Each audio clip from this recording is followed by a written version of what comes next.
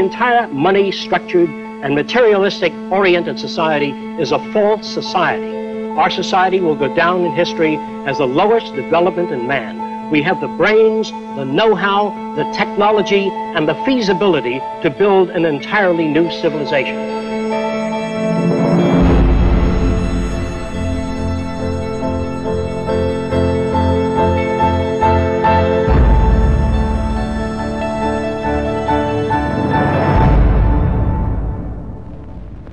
It was living through the 1929 Great Depression that helped shape my social conscience. During this time, I realized the Earth was still the same place. Manufacturing plants were still intact, and resources were still there, but people didn't have the money to buy the products. I felt the rules of the game we play by were obsolete and insufficient. Misery, suffering, and war provided the incentive for my life's work. I was also motivated by the seeming incompetence of governments, the academic world, and the lack of solutions offered by scientists. I realized instead of working with individuals, a more effective method would be to redesign the culture. This began a lifelong quest to finding solutions to the many problems that we have today.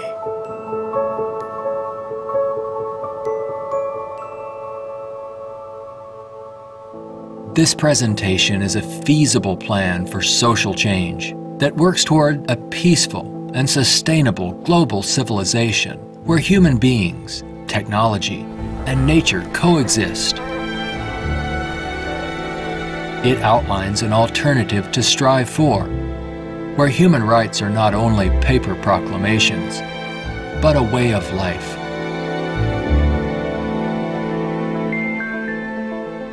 It is called the Venus Project.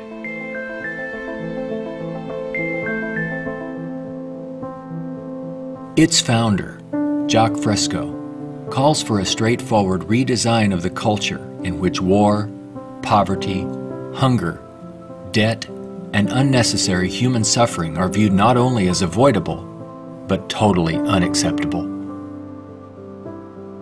It is becoming increasingly obvious that anything less will simply result in a continuation of the same problems we face today.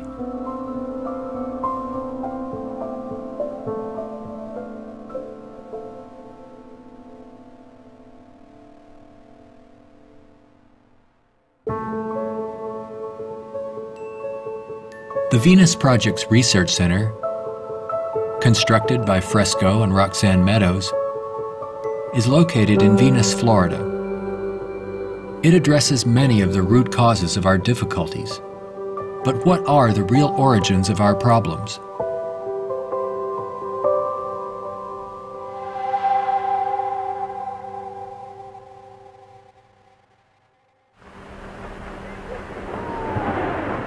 At present, we are left with very few alternatives, since we're on a collision course of our own making. Answers from yesterday are no longer relevant. Considering the damage already done to the environment, we are rapidly approaching a point of no return, where nature will dictate the course. Either we continue as we have, with outmoded social customs and habits of thought, thereby threatening our future, or we apply a more appropriate set of values, relevant to a sustainable society, with more opportunity and freedoms. Americans have been conditioned in their kind of society to get a different kind of car next year, to buy a new television set or a tape recorder. We are radical as hell, but our political and social institutions have not changed. And this is where we are stagnating, because we always equate any new idea with communism or regimentation, because we've been brought up to fear that which is new.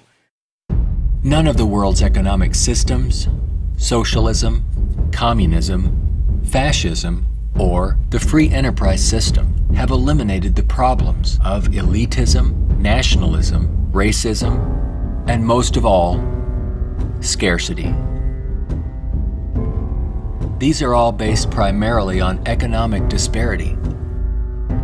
When money is used to regulate and distribute resources for profit, and people and nations are out for themselves, they will seek advantage at any cost. They do this by maintaining a competitive edge, or through military intervention.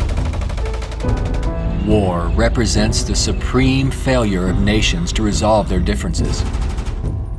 From a strictly pragmatic standpoint, it is the most inefficient waste of lives and resources ever conceived. Most wars are for the control of resources and maintaining your position of differential advantage. They're not based on the dignity of man. They're not based on elevating human beings. It might elevate the human beings in the country that's the victor. It might do that. But as far as the rest of the world goes, the price is enormous. This crude and violent attempt to resolve international differences takes on even more ominous overtones with the advent of computerized nuclear delivery systems and deadly biological and chemical weapons.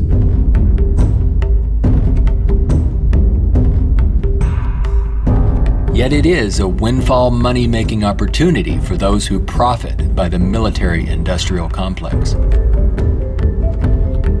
If the profit were taken out of wars, do you really believe we would have them? If they draft you into the army to serve this country, you put up your life for this country, they should draft all the war industries. Every cannon maker, machine gun maker, automobiles, jeeps, warships, all drafted, so that on the same basis of pay as the army. Then it's real. But if you make millions selling warships, machine guns to the army, then it's corrupt. I would, if I had my way, if we had millions of men in the army, I'd send them to school to become problem solvers, how to get along with other nations. That's what we have to do, not kill. When soldiers are just killing machines, they're trained to kill. I would train them to be able to go to Mexico and bridge the difference, and go to the Arab world, see if they can bridge the difference. So bring them all together, all the nations. War is not the only form of violence imposed upon people. There is also hunger, poverty, homelessness, and unemployment. The acceptance of these conditions as expressive of human nature is a myth used to keep things as they are.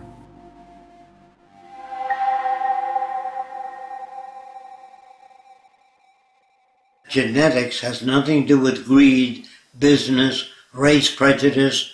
All of the operant systems in any society are part of your education, the books you read, the role models you follow, and the people you admire. The genes have nothing to do except with the color of your eyes, the shape of your nose, perhaps inherited features.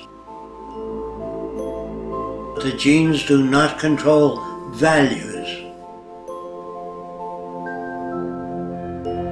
And even if you're born with a much better brain than another person, meaning better receptors, the quality of the tissue is better, I would say that if you have a better brain and you live in a fascist country, you become a fascist faster. The brain has no mechanism of discrimination. The brain can't tell you what is relevant or less relevant, except experience. We are not born with greed, envy, hatred, or bigotry. Our behavior and values are reflective of the culture we are exposed to. If you were raised by the headhunters of the Amazon, you'd be a headhunter. And if I said to you, doesn't it bother you to have 5 shrunken heads? You say, yes, my brother has 20. So, is he nuts? No, that's normal to his culture. social and environmental problems will remain insurmountable as long as few nations control most of the Earth's resources, and the bottom line is profit over the well-being of people. Putting profit first results in unnecessary suffering and aberrant behavior prevalent today.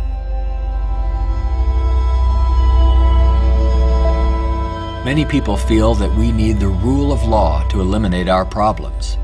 We have many laws, thousands upon thousands of them, but they are constantly being broken. Paper proclamations and treaties do not alter the facts of scarcity, deprivation, and insecurity.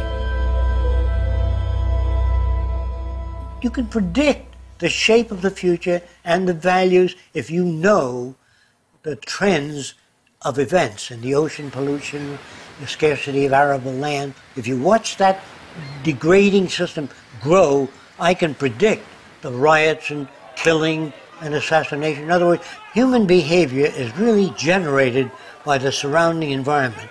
If there's a scarcity, say, of water, it is prized, and its price is high.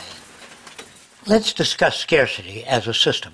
Suppose it rained gold for about 3 days, gold dust. People would go out and shovel it in, fill the cellars, the attic, every drawer in that. They throw out their clothing. If the rain kept up for a year, so the gold was all over the place, people would sweep it out of the house, take their rings off, throw them away, and so human behavior undergoes change to that condition. There's only a policeman in front of something that people have need for and don't have access to. So you put a guard there. But if lemon trees or orange trees and apple trees grew all over the place, you couldn't sell it. If you landed on an island that was so abundant with resources, you had 10 people, there were 1,000 fish for every person if you wanted it. There were 10 times the amount of breadfruit and bananas, money would not come into existence. Private property would not come into existence. If the island was big enough, there were 10 people, there were 8,000 acres. No one would give a damn about staking out this particular area. There are patterns of behavior that promote survival. There are social conditions that change our values and outlook. No one can write a constitution of required behavior without consulting the environment. So we'd better take care of the environment, we'd better take care of one another, and we'd better educate people to the highest possible levels of our ability in order to have a society. Even a peace treaty cannot prevent another war if the underlying causes are not dealt with. Maybe what is needed are ethical people in government who will work towards everyone's well-being. But even if the most ethical people were elected to high positions and we ran out of resources, there would still be lying, cheating, stealing, and corruption. It's not ethical people that are needed, but rather a way of intelligently managing the Earth's resources for everyone's well-being.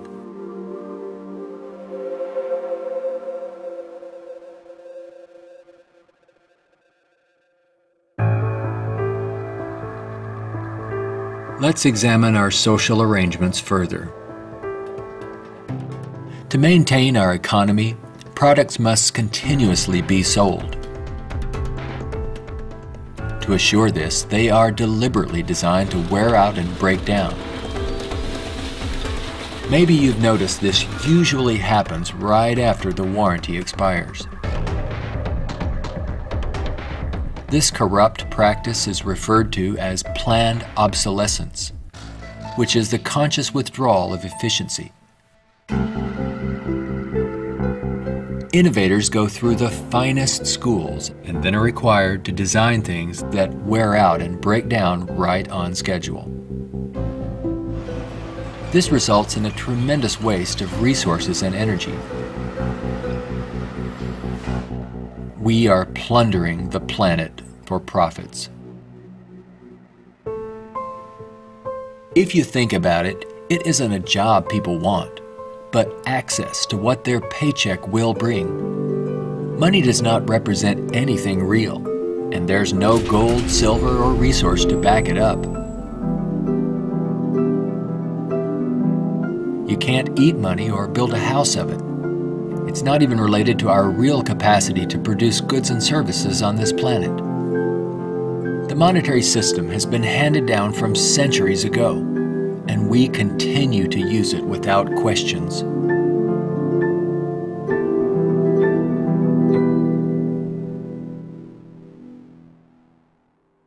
This system will keep installing more and more automation, cutting down on the purchasing power of the majority of people.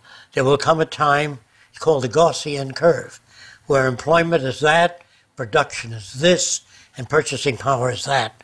The system stops. Banks fail, nothing works anymore. We're moving in that direction very rapidly.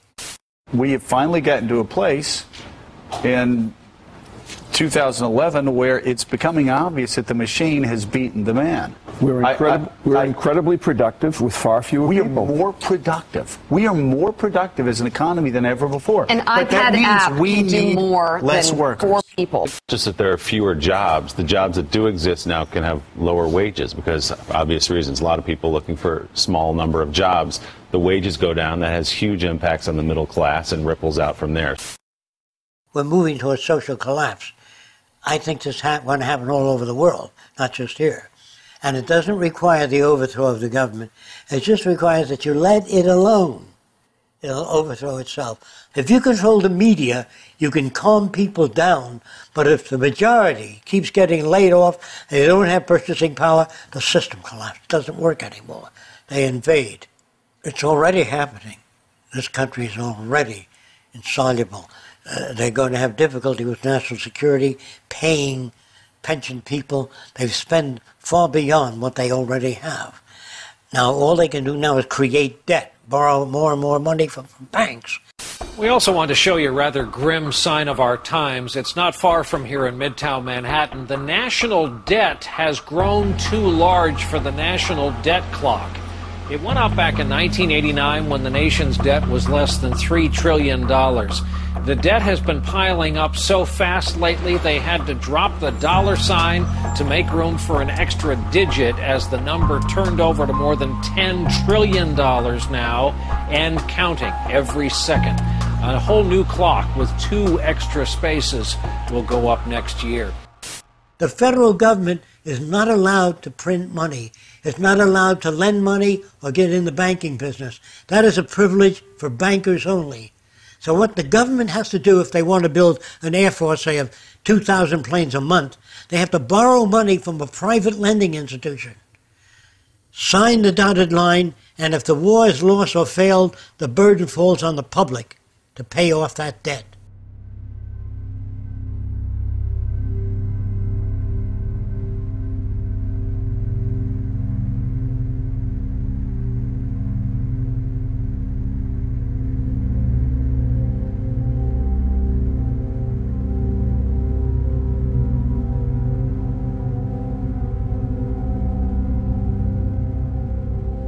We find ourselves and our social constructs in a transitional state, a matter of social evolution.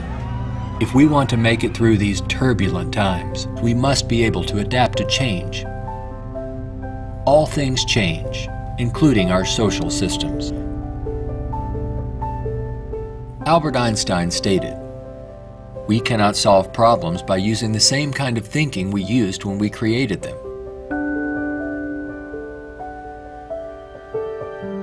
Earth is still abundant with resources. Our practice of rationing resources through monetary control is no longer relevant and is actually counterproductive to our very survival. Today, we have highly advanced technologies, but our social and economic system has not kept up with our technological capabilities, which could otherwise easily create a world of abundance for all, free of servitude and debt. How can this be possible? There is not enough money to feed or house all people on this planet, let alone accomplish these more ambitious ends. But Earth has more than enough resources to meet the needs of all people, but only if managed intelligently.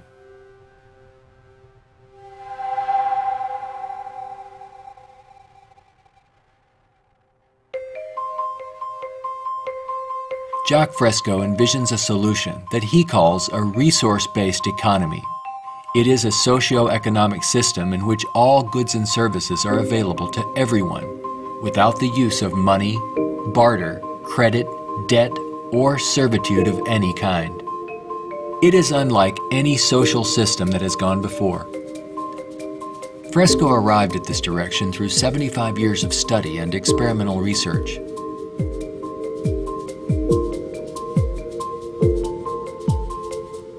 A resource-based economy operates on the basis of available resources and makes those resources available to every human being on earth, free of charge, without a price tag. So we have today more than enough resources to build a far more advanced society. I'm not talking about limited handouts so that people just get by. I'm talking about a very advanced civilization. We have the resources, we have the technology, all we have to do is apply it.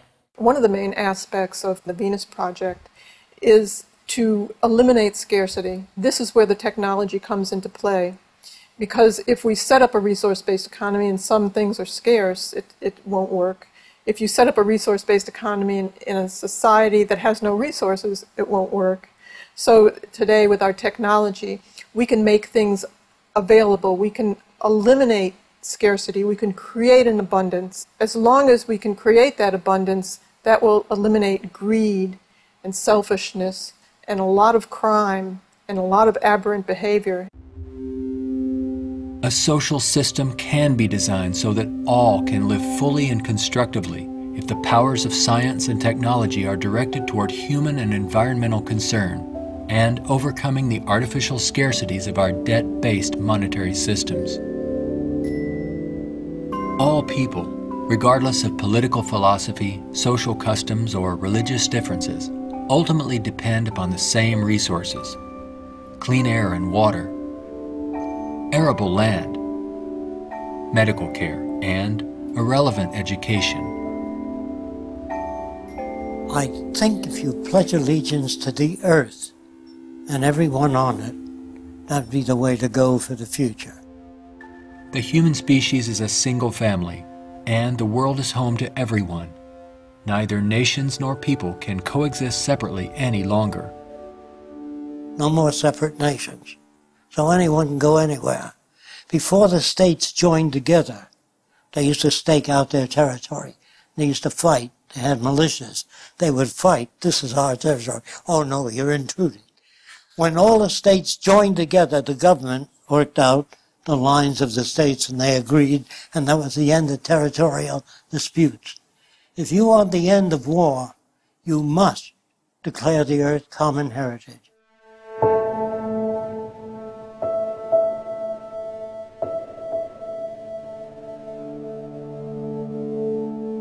This has nothing to do with those who want to form an elite world order with themselves and large corporations in control and the rest of the world subservient to them.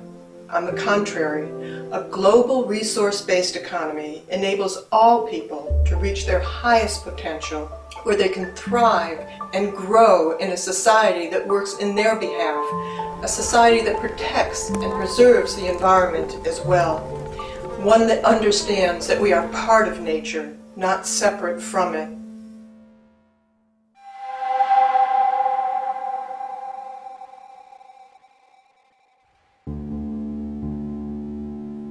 Some question what would happen to incentive if needs were met without our having to work to attain them. The question assumes humans have no desires beyond basic needs. If that were true, there would be no inventors, writers, or teachers. People work with passion on the things that interest and challenge them. Let's enable all people to have the opportunity to partake in the greatest challenge one can have, improving our world for everyone. Individuality will be emphasized rather than uniformity. This social arrangement will generate a new incentive system that values the protection of the environment and social concern, rather than the shallow, self-centered goals of wealth, property, and power. It does not call for uniformity. It absolutely calls for diversity. The more diverse people are, the more individuality. So we emphasize individuality, creativity, innovativeness.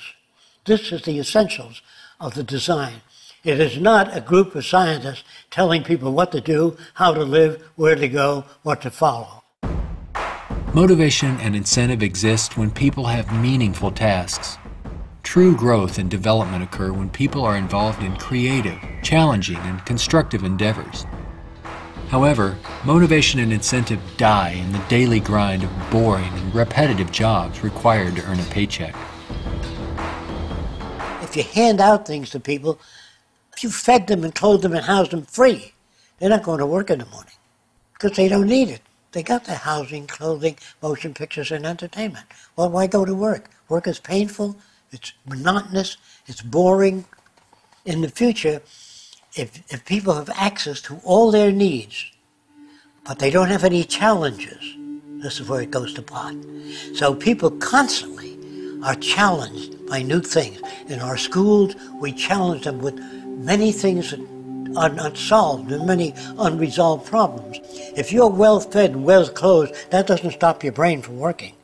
That would mean that every millionaire does nothing and is turned off because he got all the means. That's not true. There are many millionaires that work 18 hours a day and don't have enough time. It has to do with your background and your education. The more you know about oceanography, astronomy, and all that, the more interested, the more alive you are. And if you're just given food, clothing, and shelter, now you can go to work. You don't have to worry about making a living, which your incentive would be boosted considerably. So I call that a new and innovative incentive system. It's not monetary oriented, it's problem solving oriented. And you get your kicks out of seeing the world become a better place.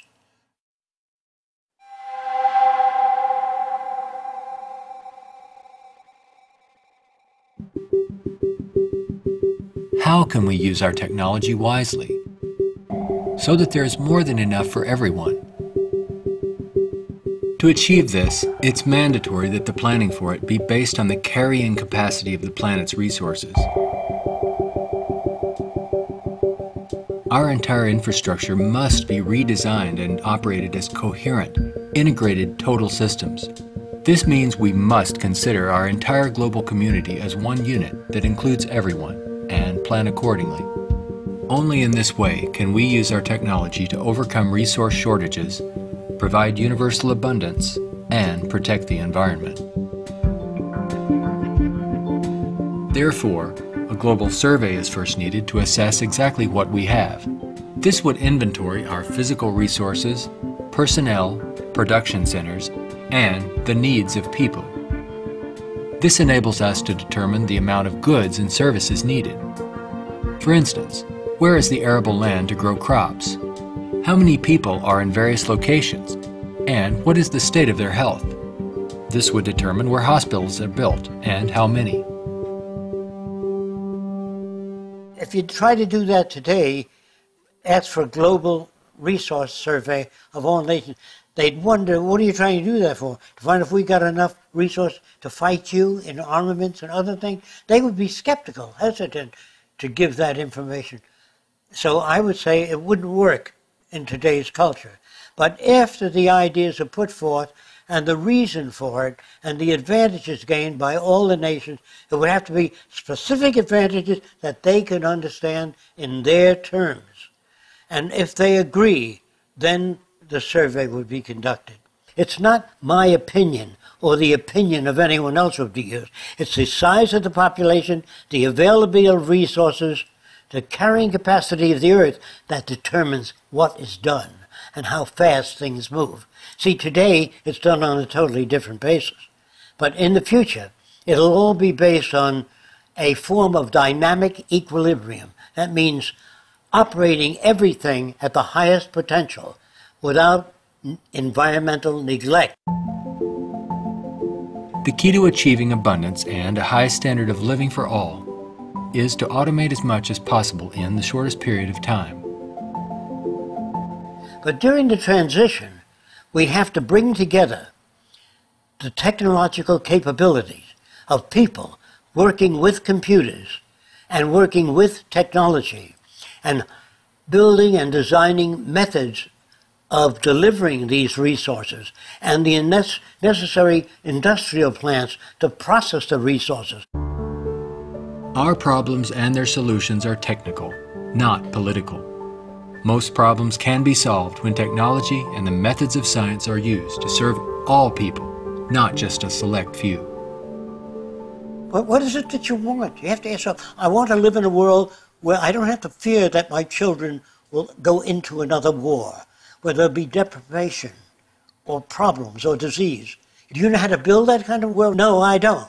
Well, how do you go about it? You call upon the various divisions of science, bring them together, and say, these are the problems we'd like to solve. A scientific government doesn't mean that scientists rule or control people. It means they have better means for building transportation systems, better means for cleaning the air. They have the best means for restoring the ocean that we know of to this day. Computers can serve the needs of everyone when Cybernation is ultimately integrated into all aspects of this new and dynamic culture. One can think of this as an electronic nervous system, extending into all areas of the social complex. Their function would be to coordinate a balance between production and distribution, assuring there are no shortages or overruns. In this highly technical society, decisions are based on direct environmental, human, and industrial feedback. You can think of this as electrical sensors throughout the entire environment, from cities, factories, warehouses, distribution centers, transportation networks, all over the globe, gathering data for more appropriate decisions. The decisions are based on the needs of society rather than corporate or private interests. It is not automated technology or machines we should be wary of, but the abuse and misuse of technology by selfish interests. Remember, it is people who decide what ends the machines will serve. If technology does not liberate all people for the pursuit of higher aspirations and human achievement, then all its technological potential will be meaningless. You always do a positive and negative study before you engage in the actual reconstruction of an environment.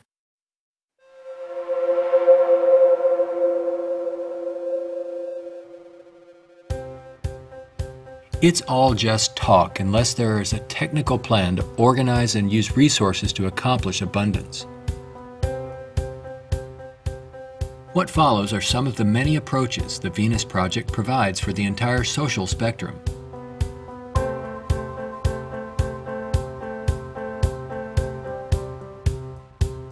Today, more than half our population lives in cities that are polluted, dangerous, and waste energy. What we have to do is design a city as a living system, as an organism, as a university, that all of the cities of the future will be university cities that grow, that continue to exchange ideas. The city will have a built-in transportation system, so there are no accidents and no unthought out areas of technology. Medicine, botany, agriculture, the total system, one planning system. It is actually better to build newer cities from the ground up than to restore and maintain old ones. Fresco uses a systems approach to designing new cities. They're desirable and pleasant places to live. The notion that intelligent overall planning implies mass uniformity is absurd. Cities would be uniform only to the degree that they would require far less materials, save time and energy, and be flexible enough to allow for innovative changes while preserving the local ecology. If we design our cities to meet human needs, you don't have most of the problems that are prevalent today. In the Central Dome, you have childcare, schools, dental care, medical care. In the production and design of the cities, we work out 1/8 of the city system, and then we reproduce it instead of have architects design each building and each structure, which is a tremendous waste of energy and talent. When working on solving the housing problem for all the world's people, construction techniques would be vastly different from those employed today. Extruded and self-erecting structures could revolutionize and speed up construction processes. These lightweight, durable apartments could be produced as continuous extrusions and then separated and positioned in place by the mega machines. The outer shells of these efficient structures serve as photovoltaic generators and heat concentrators. You don't own anything in this society. Really, people don't want money.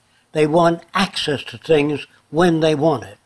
And people in a society of abundance, having access to things, will really no longer begin to store and accumulate things. We recycle it, update it, make it better.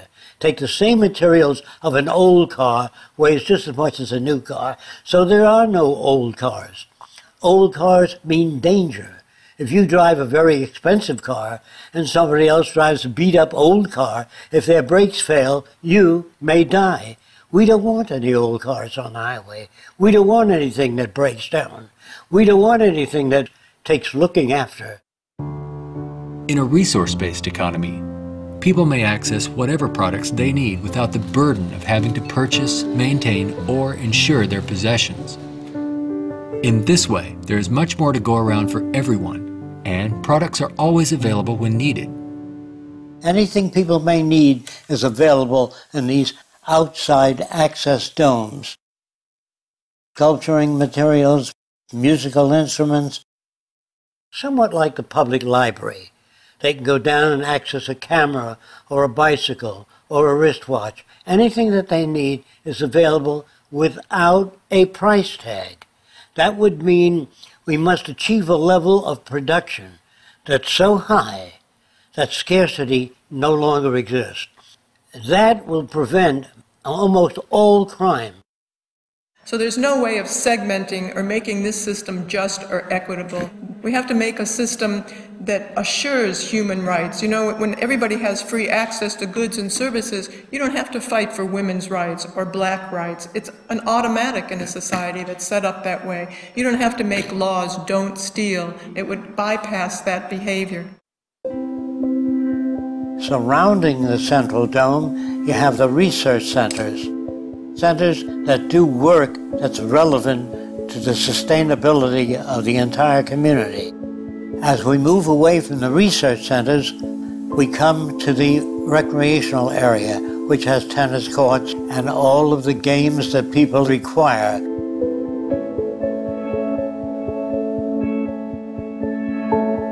As we move away from that, we come to the residential district.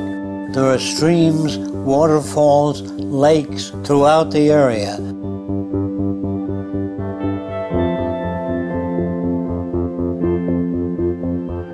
We could provide a wide range of unique homes and apartments that can be relatively maintenance-free, fireproof, and virtually impervious to adverse weather conditions.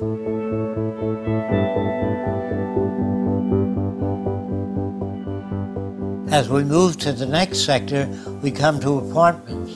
The reason some people want to live in apartments is because you have drama groups, you have gymnasiums, medical care, dental care, everything is built in to the central towers. I feel that in the future, people will move away from individual houses and live in larger complexes. As we move outward, we come to the indoor agriculture or hydroponic farms. Then there's also outdoor agriculture. The city would use the best of clean technology in harmony with nature, such as wind, solar, geothermal, heat concentrators, piezoelectric, wave, temperature differentials, ocean thermal vents, and much more. A major development for generating energy in the future could be the construction of a land bridge or tunnel across the Bering Strait. These underwater structures convert a portion of the ocean currents through turbines to generate clean sources of power. By using these sources of energy, we could power the Earth on clean energy and enable all people to enjoy a very high standard of living for thousands of years to come. There's no need for the use of polluting hydrocarbons any longer. Pollution will be a thing of the past. All transportation will be integrated into a worldwide transportation system. Transportation within cities will be by transveyors. City-to-city travel will be by monorail.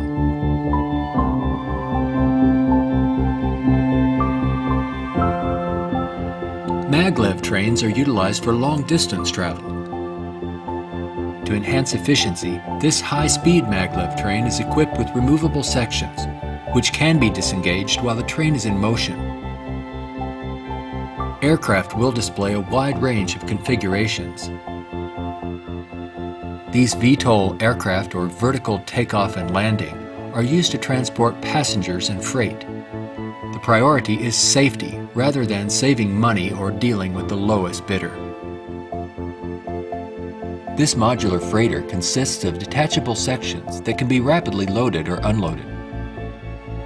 The number of sections varies depending on the amount of freight to be delivered.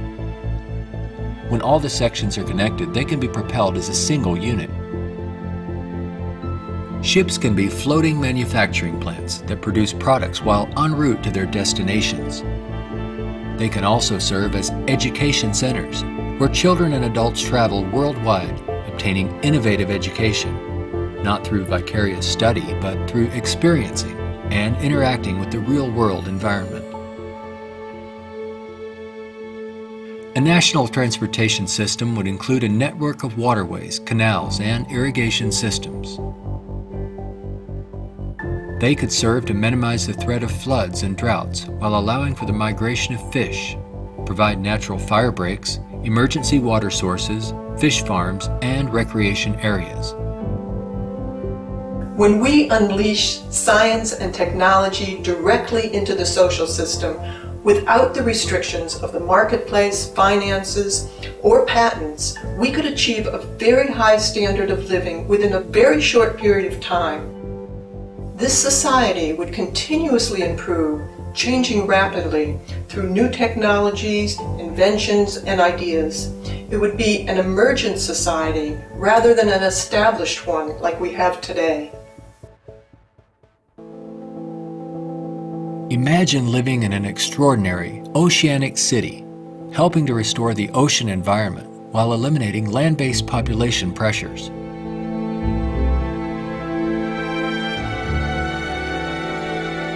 These cities in the sea may serve as universities and research centers where students study marine sciences. They could be used for ocean farming, mariculture, and mining, while maintaining a dynamic balance in the oceanographic environment. Self-sufficient cities in the sea vary in design depending on their location and function. This undersea observation station permits people to view marine life in its natural habitat. These mariculture and sea farming systems cultivate and raise fish along with other forms of marine life to help meet the nutritional needs of the world's people. These structures would permit the free flow of water throughout. Using technology in this way would make it possible for a global society to achieve social advancement and worldwide reconstruction in the shortest time possible. Utopia, if it's ever established, will die, will stagnate. Whereas what I'm talking about, an evolving culture or an emergent culture, I have no notions of a perfect society. I don't know what that means. I know we can do much better than what we've got. I'm no utopian. I'm not a humanist who would like to see everybody living in warmth and harmony. I know that if we don't live that way, we'll kill each other and destroy the earth. This new lifestyle, while providing leisure and recreation, would also enhance knowledge and creativity for everyone. The measure of success would be the fulfillment of one's personal interest, rather than the acquisition of wealth and self-centered goals. A resource-based economy would not only change our environment to make it clean, efficient, and enjoyable, but it would introduce a new value system appropriate to the direction and aims of the new innovative approach. With education and resources made available, there would be no limit to the human potential. Everyone will have the freedom to pursue whatever constructive field of endeavor he or she chooses, without the economic limitations that we face today.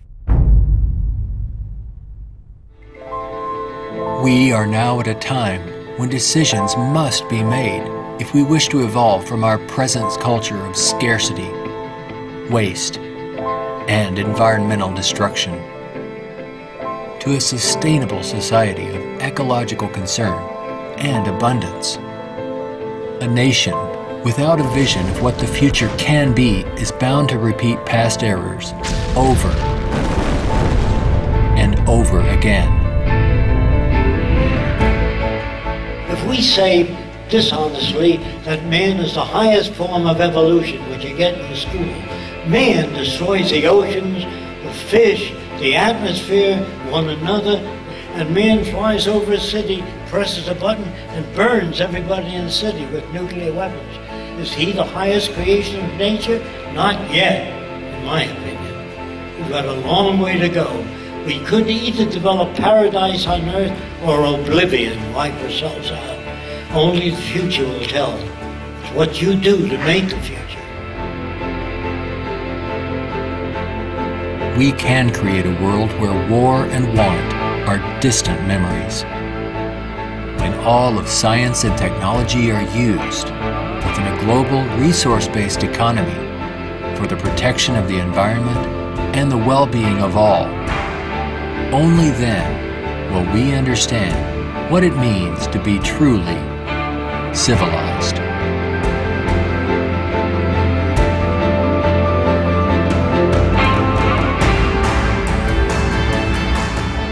Be a part of the growing community of people working toward making the aims of the Venus Project a reality. Join us in our efforts to bring this vision of a positive future to a wider audience through the goal of a major motion picture. All of these things can be built with what we know today. It would take 10 years to change the surface of the earth, to rebuild the world into a second Garden of Eden. The choice lies with you. The stupidity of a nuclear arms race, the development of weapons, trying to solve your problems politically by electing this political party or that political party, that all politics is immersed in corruption. Let me say it again. Communism, socialism, fascism, the Democrats, the liberals, there are no Negro problems or Polish problems or Jewish problems or Greek problems or women's problems. They're human problems.